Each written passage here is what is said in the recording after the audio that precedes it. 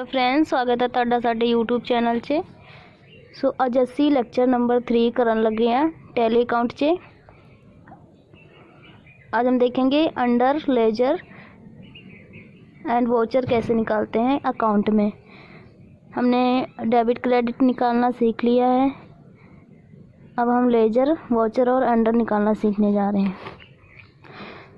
सो आपने अगर पहले की वीडियो ना देखी हो, आप उनको पहले देखिए, तभी ये आपको अच्छे से समझ आएगा। तो देखते हैं, पिछले जो राहुल वाला क्वेश्चन हमने किया था उसी से हम स्टार्ट करते हैं। जैसे कि राहुल ने 5,000 का एक कंप्यूटर ख़रीदा था। आपको पता है कि पहले अकाउंट में हमने डेबिट क्रेडिट निकालना सीख लिया है।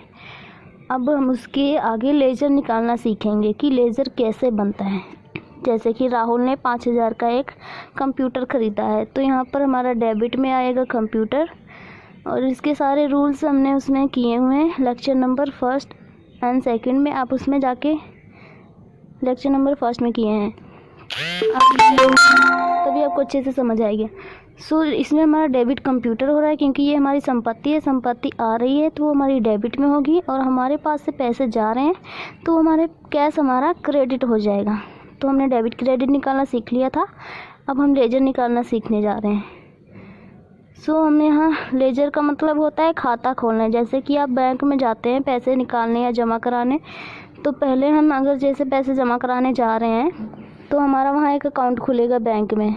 फिर उसके बाद अगर हम दोबारा से जाते हैं वहाँ बैंक से पैसे निकालने या पैसे जमा कराने, तो हमें अपना अकाउंट बार बार नहीं खोलने की ज़रूरत नहीं होती है।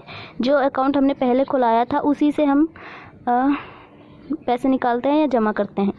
सो खाता हमारा सिर्फ एक बार ही खुलता है, रियल लाइफ में भी और टैली में भी। जैसे कि जब आप पहली बार जाते हैं बैंक, तो वहाँ पर आपको खाता खोलने की तो हमने बता ही दिया कि एक बार ही खाता खुलता है, फिर उसके बाद आप लेन देन करते रहते हैं। सो खाता हमारा बार बार नहीं खुलता, इसमें यही बताया गया है। इसी तरह टैली यानी बिजनेस में भी आपका एक बार ही अकाउंट खोला जाता है। जैसे कि हमने यहाँ पर कंप्यूटर ख़रीदा, तो कंप्यूटर के नाम पर भी एक अकाउंट बनेगा, अकाउंट नाम लिखा जाता है। यहीं पर आपका टैली में कैश का अकाउंट पहले से खुला होता है, यानी कि टैली में हमारा कैश का अकाउंट, ये जो हमारा कैश है यानी कि हमने पैसे दे के ख़रीदा, तो कैश का अकाउंट हमारा टैली में ऑलरेडी बना होता है। सिर्फ हम कंप्यूटर का अकाउंट बनाएंगे। टैली में कैश का अकाउंट इसलिए बना होता है क्योंकि बिजनेस चाहे जो भी हो उसमें हमारा कैश होगा ही होगा। इसीलिए कंप्यूटर जो जिसने टैली का आविष्कार किया है, उसने कैश का अकाउंट ऑलरेडी बनाया हुआ है, और बाकी अकाउंट हमें खुद बनाने पड़ते हैं, क्योंकि बिजनेस चाहे जो भी उसमें कैश हमारा होता ही होता है। इसलिए टैली में नहीं खोला जाता है कैश का अकाउंट। जब आपको खाता अकाउंट या जैसे कंप्यूटर का पहली बार आया है तो उसको यानी कि जैसे कि हमने आपको बताया है कि अगर आप बैंक में जाते हो तो आपको पहली बार खाता खुलाना पड़ता है, बार बार नहीं। वैसे ही इसमें बताया गया है, जैसे कि हमने एक कंप्यूटर ख़रीदा है तो कंप्यूटर का खाता भी एक बार ही बनेगा। अगर आप दोबारा से कंप्यूटर ख़रीदते हो तो उसका खाता नहीं बनेगा, इसमें यही बताया। कंप्यूटर पे करेंगे तब अच्छे से समझ आएगा। अभी वैसे समझ लेते हैं। राहुल ने 2,000 रुपये का किराया दिया। सो यहाँ हमारा रेंट जो है, रेंट हमारा पहली बार आ रहा है तो उसका हमारा लेजर बनाना पड़ेगा। जैसे कि डेबिट में हमारा राहुल हो जाएगा, क्रेडिट में हमारा कैश हो जाएगा। सो यहाँ पर राहुल वो रेंट दे रहा है तो राहुल नहीं लिखेंगे, हम रेंट लिखेंगे। यहाँ हमारा रेंट का लेजर बनेगा। ये हमारा डेबिट में रेंट होगा एंड क्रेडिट में हमारा कैश होगा। और आप ऐसे भी लिख सकते हैं कि डेबिट में राहुल लिख दो और क्रेडिट में कैश लिख दो। पर ऐसे लिखने में हमें बाद में जब हम एंट्रियाँ करेंगे तो हमें पता नहीं चलेगा कि हमने क्या किया था, कौन सा खर्चा किया था। सो आप रेंट लिखेंगे तो आपको ज़्यादा से अच्छे से समझ आएगा। सो मैं यहाँ पर लिख के बताती हूँ। डेबिट में हमारा हो जाएगा रेंट एंड क्रेडिट में हो जाएगा कैश। सो हमारा रेंट का लेजर बनेगा सिर्फ इसमें। राहुल ने 2,000 रुपये HDFC बैंक में अकाउंट ओपन करवाया, यानी कि राहुल बैंक में गया और 2000 रुपये का एक अकाउंट ओपन करवाया। तो हम जैसे कि राहुल पहली बार गया है बैंक में, तो उसको पहली बार HDFC बैंक का लेज़र बनाना पड़ेगा, क्योंकि वो पहले जमा नहीं करवाया है किसी भी एंट्री में। सो यहाँ पर हमें लेज़र बनाना पड़ेगा HDFC बैंक का, और कैश जो हमारे पास से जा रहा है उसका नहीं बनाना पड़ेगा, क्योंकि वो ऑलरेडी बना होता है लेज़र। सो हमारा डेबिट में हो जाएगा HDFC बैंक एंड क्रेडिट में हो जाएगी हमारी कैश। ये हमारा रियल अकाउंट होता है, रियल अकाउंट, नॉमिनल अकाउंट, ये सारे रूल हमने कर लिए हैं लेक्चर नंबर 1 में। आप उसमें अच्छे से देख सकते हैं या समझ सकते हैं। और इसमें लेजर सिर्फ हमारा HDFC बैंक का बनेगा, कैश का नहीं। एक और देखते हैं, जैसे राहुल ने 3000 रुपये का चेक से सैलरी दी है। जैसे कि राहुल की कंपनी है, राहुल ने अपने एम्प्लॉय को 3000 रुपये दिए हैं, वो भी चेक के द्वारा है। तो यहाँ पर हमारा क्रेडिट लेज़र बनेगा सैलरी का, क्योंकि सैलरी पहली बार आ रही है, एंड चेक के द्वारा दिया है तो वो हमारा बैंक का लेज़र बन चुका है, और बैंक का लेज़र हम बार बार नहीं बनाएंगे। सो सिर्फ यहाँ पर हमारा सैलरी का लेज़र बनेगा। इसको हम एंट्री कैसे करेंगे, डेबिट में हो जाएगा हमारा बैंक एंड क्रेडिट में हो जाएगा हमारी सैलरी। हम कंप्यूटर में ऐसे करेंगे, डेबिट में हमारी HDFC बैंक हो जाएगा, क्योंकि चेक के द्वारा सैलरी पे कर रहे हैं, एंड क्रेडिट में हमारी सैलरी हो जाएगी। हम ऐसे करेंगे कंप्यूटर में एंट्री, सॉरी टैली में। अगला है, राहुल ने 4000 रुपये का सेल फ़ोन ख़रीदा है, वो भी मोहन से उधार ख़रीदा है। राहुल ने 4000 रुपये का सेल फ़ोन ख़रीदा, वो भी मोहन से, पर उधार ख़रीदा है, 4000 रुपये बाद में दिए हैं। तो यहाँ हमारा सेल फ़ोन भी पहली बार आ रहा है, तो सेल फ़ोन का लेज़र जो है बनेगा, और जो उधार ख़रीदा है उसका लेज़र नहीं बनेगा। उधार ख़रीदारी जो हम करते हैं वो हमारी सन्ड्री क्रेडिटर, और जिसे हम उधार लेते हैं उससे हम सन्ड्री क्रेडिटर में लिखते हैं, जिसको हम उधार देते हैं वो हमारा सन्ड्री डेबिटर होता है। इसके बारे में हम आगे पढ़ेंगे, तो पहले समझते हैं। सेल फ़ोन हमारे पास आ रहा है तो वो डेबिट हो जाएगा, क्योंकि ये हमारा रियल अकाउंट है। रियल अकाउंट का नियम कहता है जो चीज़ आती है वो डेबिट होती है, और जो जाती है वो हमारे क्रेडिट होता है। तो हमारे पास से कुछ नहीं जा रहा है, हमें मतलब रेट बताया है 4000 रुपये का, पर हमने उधार ख़रीदा है, तो उधार मोहन से ख़रीदा है, तो डेबिट में हमारा क्रेडिट में हमारा मोहन होगा। क्योंकि अगर हम पैसे देते तो क्रेडिट में हमारा कैश हो जाता, बट हम पैसे नहीं दे रहे हैं तो हमारा क्रेडिट में मोहन आ जाएगा, और ये हमारा पर्सनल अकाउंट होता है। लेज़र बनेगा हमारा सेल फ़ोन का और मोहन का, क्योंकि यहाँ मोहन पहली बार आ रहा है। अगर हमारा यहाँ पर कैश होता, पैसे दे के ख़रीदते, तो यहाँ हमारा कैश का लेज़र ना बनता, पर इस जगह हमारा दोनों का लेज़र बनेगा, सेल फ़ोन का एंड मोहन का। सो डेबिट में सेल फ़ोन, क्रेडिट में मोहन। एक और एग्जांपल देखते हैं। सो अगला है हमारा, राहुल ने 4000 रुपये बैंक से पैसा विदड्रॉ किया है, यानी विदड्रॉ मतलब पर्सनल यूज़ के लिए निकलवाया है राहुल ने बैंक से। विदड्रॉ लिखते हैं या ड्राइंग लिखते हैं, जो अपने पर्सनल यूज़ के लिए निकलवाता है कंपनी का मालिक। सो यहाँ पर हमारा डेबिट में HDFC बैंक होगा, क्योंकि वहाँ बैंक से पैसा निकलवा रहा है। क्रेडिट में हमारा कैश होगा, क्योंकि वह पैसे ले रहा है, ना कि चेक द्वारा ले रहा है।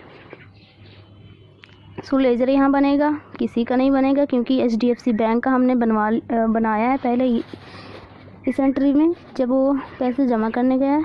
तो यहाँ लेज़र हमारा दोनों का ही नहीं बनेगा, और कैश का लेज़र हमारा ऑलरेडी टैली अकाउंट में होता है, क्योंकि बिजनेस चाहे जो भी हो उसमें कैश होता ही होता है। तो टैली वाले सॉफ्टवेयर, जिसने भी उसको सॉफ्टवेयर डेवलप किया है, उन्होंने कैश का लेज़र ऑलरेडी बना के रखा हुआ था। सो यहाँ पर किसी का भी लेज़र नहीं बनेगा।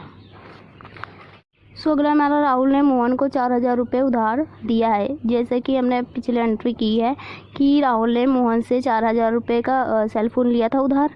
अब यहाँ पर राहुल मोहन को पैसे दे रहा है, तो यहाँ पर हमारा लेज़र किसी का नहीं बनेगा, क्योंकि मोहन का हमारा पहले बन चुका है जब वो उधार दे रहा था। हाँ देखते हैं कि यहाँ पर हमने किया है, मोहन का लेज़र बनाया है, तो कैश का ऑलरेडी होता है। कहाँ गया, कैश का ऑलरेडी होता है हमारा लेज़र टैली में। सो इन दोनों का ही लेज़र नहीं बनेगा। डेबिट में हमारा हो जाएगा मोहन, क्योंकि मोहन पैसे पा रहा है। क्रेडिट में हमारे पास से कैश जा रहे हैं तो वो क्रेडिट में हो जाता है। ये रियल अकाउंट का नियम कहता है एंड ये पर्सनल अकाउंट का नियम है। आप इनके नियम जाके फर्स्ट लेक्चर में पढ़ सकते हैं। लेज़र हमारा अब यहाँ पर किसी का नहीं बनेगा, दोनों का, इसका ऑलरेडी होता है, इसका बन चुका है। अब यहाँ आपको पता चल गया है कि लेज़र कैसे निकाला जाता है। अब हम जा रहे हैं अंडर कैसे निकालते हैं, अंडर को देखने। सो अगर आपको ये ना भी समझ आया हो तो भी कोई बात नहीं, जब हम एंट्री करेंगे लैपटॉप में तब आपको बहुत अच्छे से समझ आ जाएगा। अभी वैसे ही सिर्फ थ्योरी समझाने के लिए बना रहे हैं। अगला अब हम देखेंगे अंडर कैसे निकालते हैं। सो अंडर क्या होता है पहले ये समझते हैं एग्जाम्पल से। समझो जैसे पहले जो हमारा बिज़नेस होता था, बहुत पहले के ज़माने में हमारे पास कंप्यूटर वाले ये सारी सुविधा नहीं थी, ना ही मोबाइल फ़ोन हुआ करते थे। सारी एंट्रियां हमारा जो एक अकाउंटेंट होता था उसी वो करता था, इसे मुनीम भी कहते हैं, और वो बिज़नेस होता था। तब पहले के ज़माने में भी बिज़नेस होता था, तब कहीं टैली नहीं था। यह कैसे होता था, जो अकाउंटेंट था वह एक ही रजिस्टर में सारी जानकारी रखता था, यानी कि सारे खर्चे, जो भी इनकम हुई है और जो भी चीज़ खरीदी गई है, सारी की एंट्री एक ही रजिस्टर में रखता था जो अकाउंटेंट था। जैसे वह खर्चा और इनकम, ये सब मैंने बताया, ये परचेज, वह सारे सभी तरह के खर्चे, सभी तरह की इनकम एक ही रजिस्टर में रखता था। तो जब उसका मालिक उसको कहता था कि बताओ एक महीने में कितने ही सारे हमने खर्चे किए हैं, तो सभी रजिस्टर के हर एक पेज में जाके खर्चों को देखता था, फिर उनको प्लस करता था, तब जाके उसको पता लगता था। ये बहुत टाइम टेकन प्रोसेस था, इसमें बहुत सारा टाइम लगता था।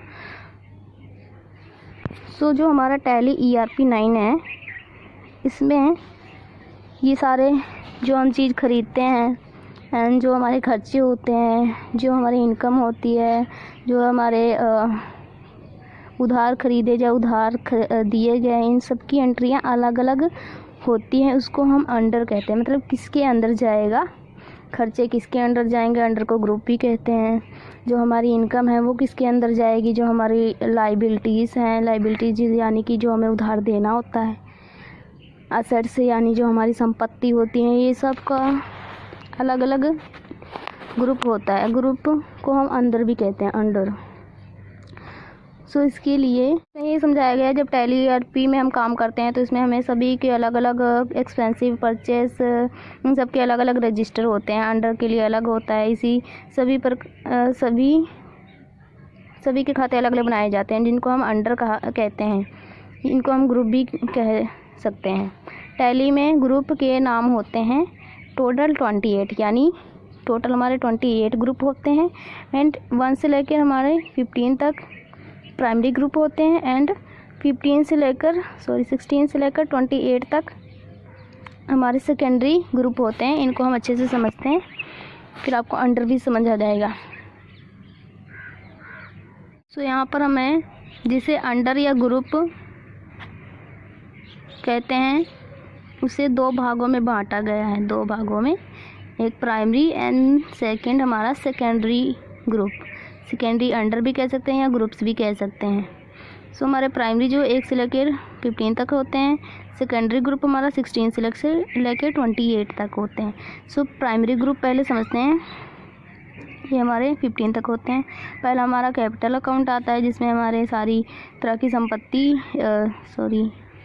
पैसे होते हैं। लोन्स एंड लाइबिलिटी, ये हमारे लोन वाले खर्चे होते हैं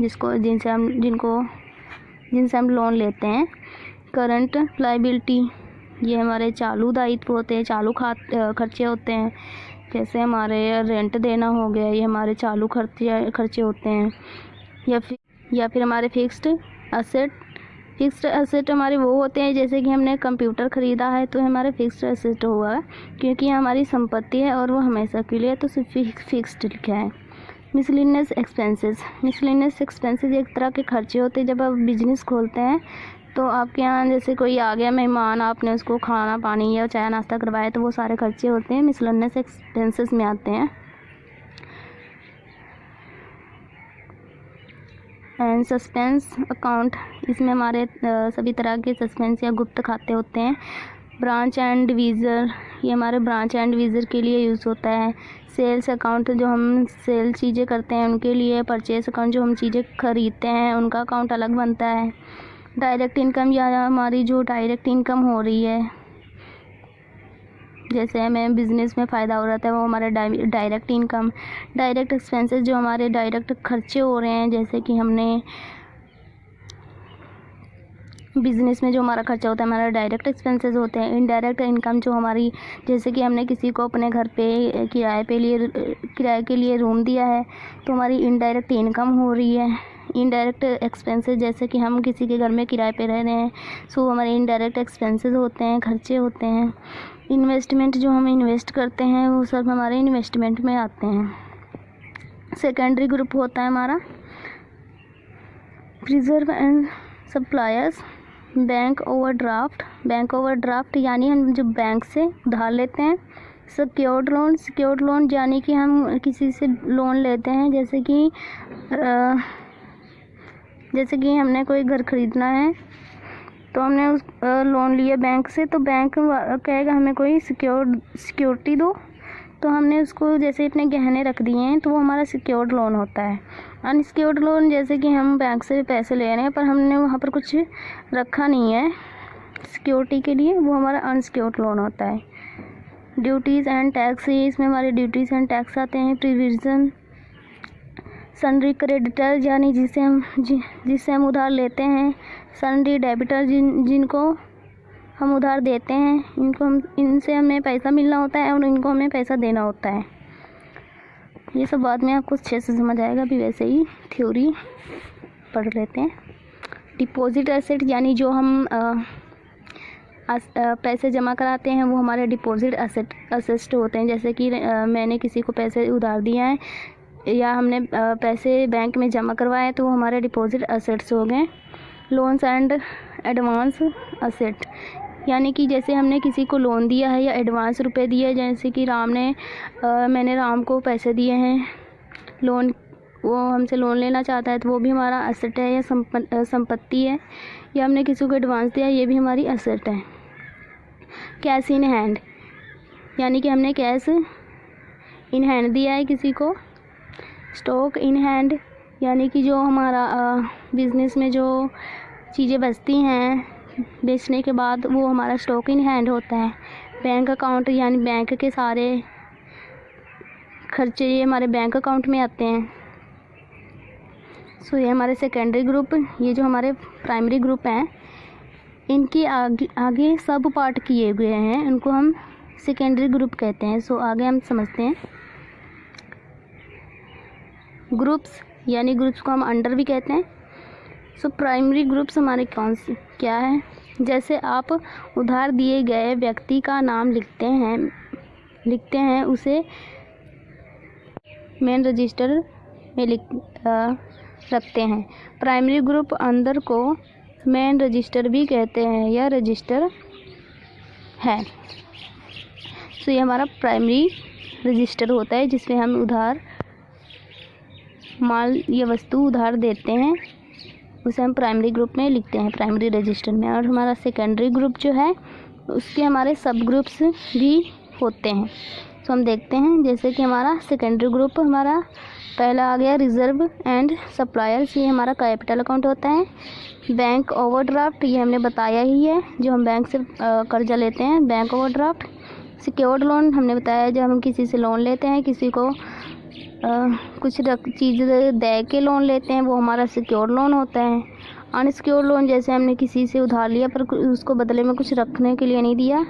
secured loan and unsecured loan. Secured loan, जैसे कि ये हमारा एक राम है और श्याम है।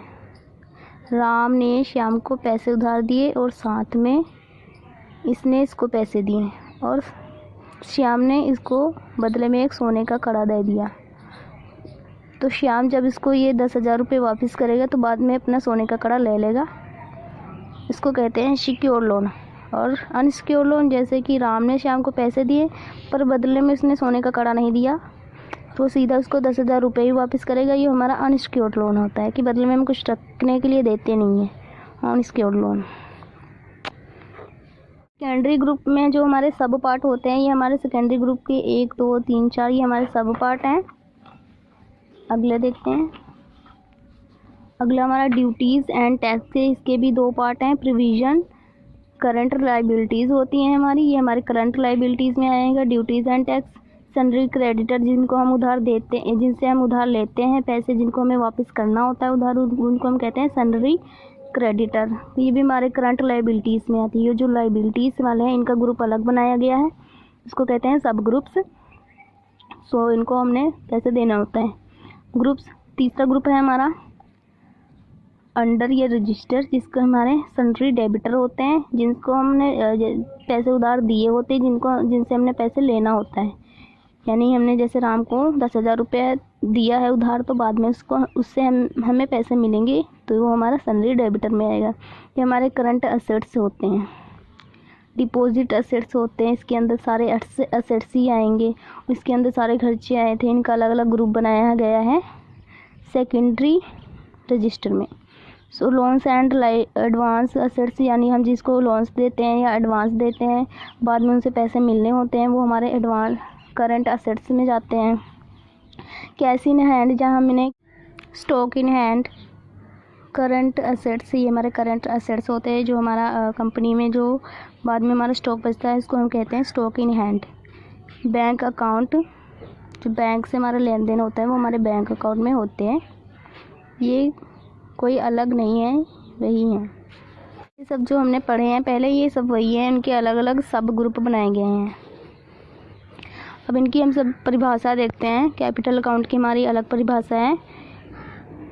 सभी प्रकार के पूंजी खाते हैं, जैसे राम ने 10,000 रुपये का व्यापार आरंभ किया, ये हमारा कैपिटल अकाउंट, यानी कैपिटल उसने बिजनेस में लगाया है।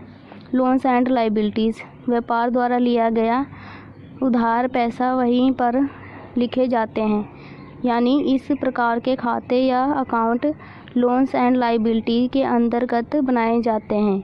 एग्जाम्पल के लिए समझते हैं, जैसे राम ने अपने मकान को गिरवी रखकर 10,000 रुपये राहुल से लोन लिया है, ये हमारे लोन्स एंड लाइबिलिटीज़ होते हैं। यहाँ पर हमारा जो डेबिट में होगा वो हमारा कैश, यानी हमें पैसा मिल रहा है वो कैश आएगा।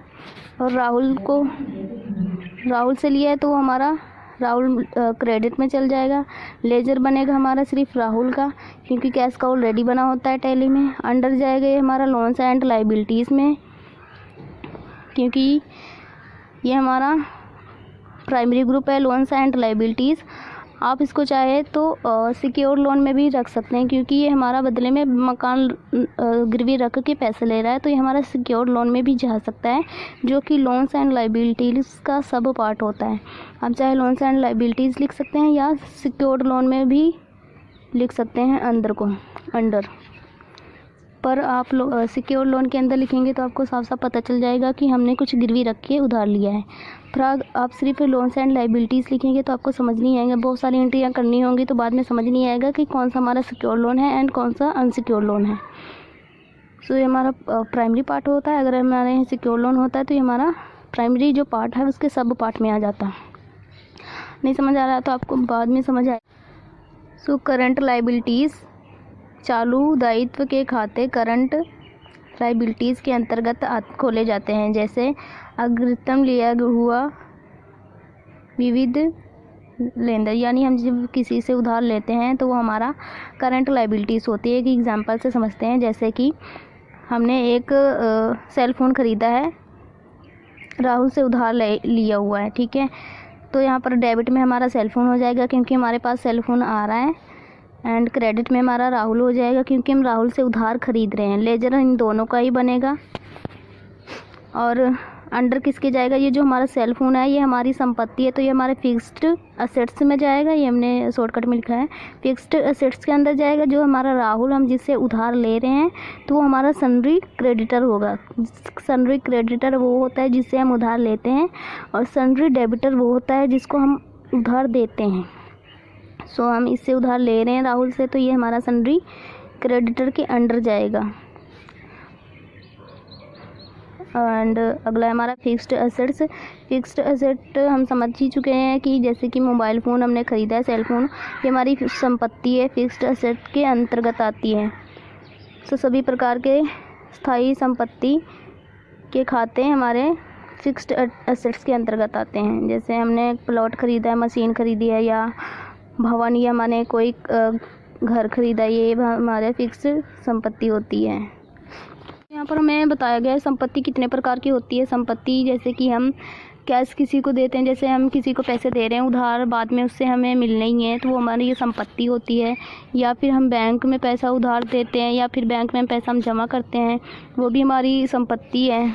या फिर हम कंप्यूटर ख़रीदते हैं, वो भी हमारी एक संपत्ति होती है। तो संपत्ति के प्रकार यहाँ पर बताए गए हैं।